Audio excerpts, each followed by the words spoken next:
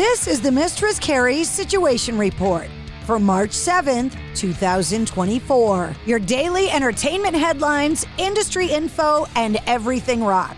Just announced, Cage the Elephant are bringing the Neon Pill Tour to the Xfinity Center in Mansfield, Massachusetts on Thursday, August 22nd.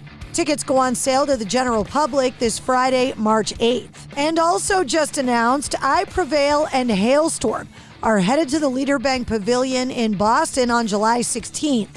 Hollywood Undead and Fit for a King are also on the lineup. Tickets go on sale this Friday, March 8th at 10 a.m. The criminal case against 3 men accused of a scheme involving allegedly stolen lyrics to the Eagles' iconic hit Hotel California imploded mid-trial yesterday after the band's frontman Don Henley disclosed new evidence that cast doubt on the prosecution. The charges were dropped, finding that Henley manipulated the Manhattan DA by failing to turn over 6,000 pages of key evidence until midway through the trial. Wolfgang Van Halen has responded to the recent comments made about him by David Lee Roth, saying, quote, "I guess I'm honored he even thinks about me as much as he seems to. I guess you have to take what he says with a grain of salt, considering he also said that he wrote Eruption and came up with the Frankenstein guitar and said that he wrote all the solos that Dad wrote. I guess that's all I can say. I seem to have been born into this Van Halen drama that has come way before me.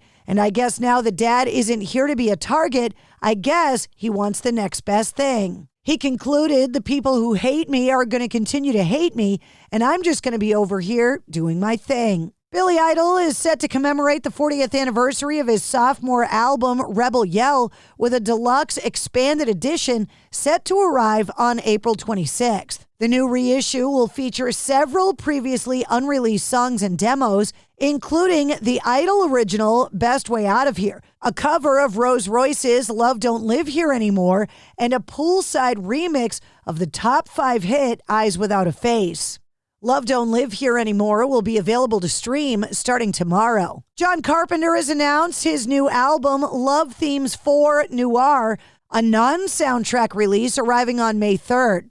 He's just shared the lead single, My Name is Death, with the accompanying music video that you can watch on YouTube. U2 have shared a clip of them singing Beautiful Day for the final time during their Las Vegas residency at the Sphere. Wrapping up their 40-date residency in Vegas on March 2nd, they thanked U2 fans for coming from all around the world to join them in Vegas. Iron Maiden bassist Steve Harris has expressed interest in writing an autobiography, saying, "I'd love to write a book at some point, but it's a question of time because there's so many other things that I want to do when I'm not on tour." He said, "I couldn't do it like Bruce does. I mean, he just does 10 things at once." He told me that he was writing his book, like even in the dressing room before shows. I can't do that.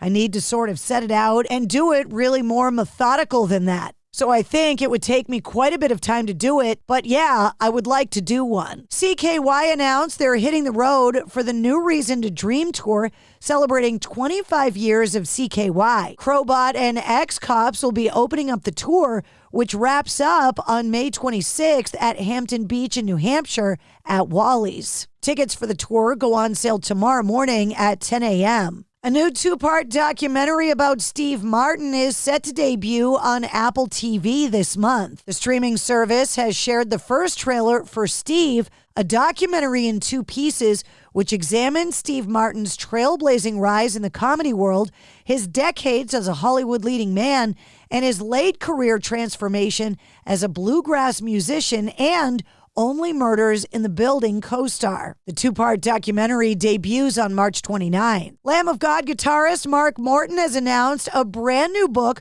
called Desolation, a heavy metal memoir. The Lamb of God guitarist will shed a great deal of light on his personal life, from his battles with addiction to overcoming immense tragedy. The book is due for release on June 25th and available for pre-order right now.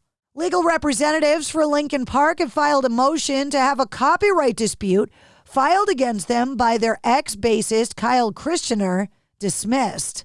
He was briefly a member of the band from 1998 to 1999 and filed suit against the band, their label, and other related parties last year, claiming that he was improperly credited for his input and playing on select songs crafted by the band in their early days, and as a result did not receive the financial compensation he feels he was owed. Blur drummer David Rowntree will stand as a Labour candidate in the next general election in England. He announced on Wednesday that he will stand in Mid-Sussex, the constituency including Burgess Hill, Haywards Heath, and Mid-Sussex villages.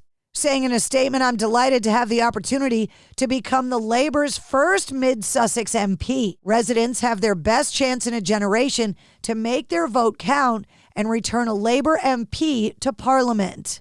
Legal representatives for Axl Rose from Guns N' Roses have responded to a lawsuit filed in New York late last year. In November, he was accused of sexual assault by a former Penthouse model, Sheila Kennedy. The alleged assault took place in 1989 after Kennedy met Rose in a nightclub. His representatives have refuted those claims, claiming that Kennedy had previously confirmed that the incident was consensual. Gene Simmons says that what he's seen of the Kiss Avatar show will blow fans' minds. So in a very real way, our end is really like the caterpillar becoming the butterfly. The end is just the beginning. Hannah Gutierrez Reed, who was the armorer on the set of the movie Rust at the time of the accidental shooting that killed cinematographer Hala Hutchins, has been found guilty of involuntary manslaughter. She was convicted by a 12-person jury yesterday after less than 3 hours of deliberation.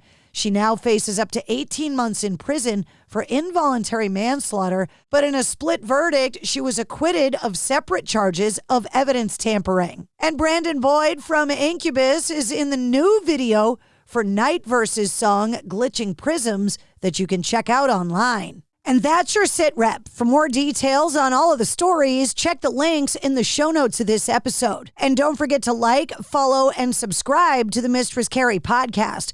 New full-length episodes come out every Wednesday. Episode 196 featuring Jake Diab from Autumn Kings is available now.